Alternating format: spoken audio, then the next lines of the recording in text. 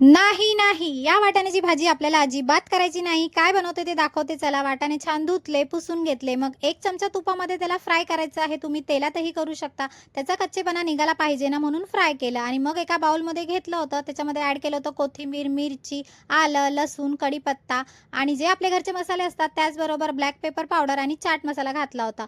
मग ह्याच्यामध्ये 1 उकडलेला बटाटा घातला होता आणि हे पाव किलो वाटाणे आहेत बरं का.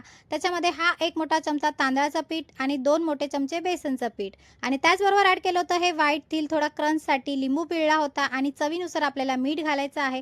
मग त्याला छान असं बाइंडिंग करून घ्यायचं आहे. पीठ कमी वाटत असेल तर दोघांपैकी कुठलंही अजून थोडं ॲड करू शकता. माझं बरोबर झालं होतं. मग हाताला तेल लावलं होतं आणि हे अशा टिक्क्या करून घेतलं तर तुम्ही कुठलाही शेप देऊ शकता आणि बघू शकता अशा प्रकारे आपले हे टिक्क्या रेडी झाले आहेत. आता ह्याला थोडं डेकोरेशन म्हणून मी एक असा काजू लावला होता आणि त्यानंतर असे छान वाटत होते. मग आपल्याला तेल घालून त्याला शॅलो फ्राय करून घ्यायचं आहे अगदी गोल्डन होईपर्यंत. बघा अशा प्रकारे तुम्ही बघू शकता. त्यानंतर ही अशी प्लेटिंग झाली आहे. खूप भारी वाटतं आहे आणि ही ग्रीन चटणी आहे ना त्याच्याबरोबर खूपच भारी लागतं आहे. या चटणीची रेसिपीही मी तुम्हाला सांगेन. चलो बाय.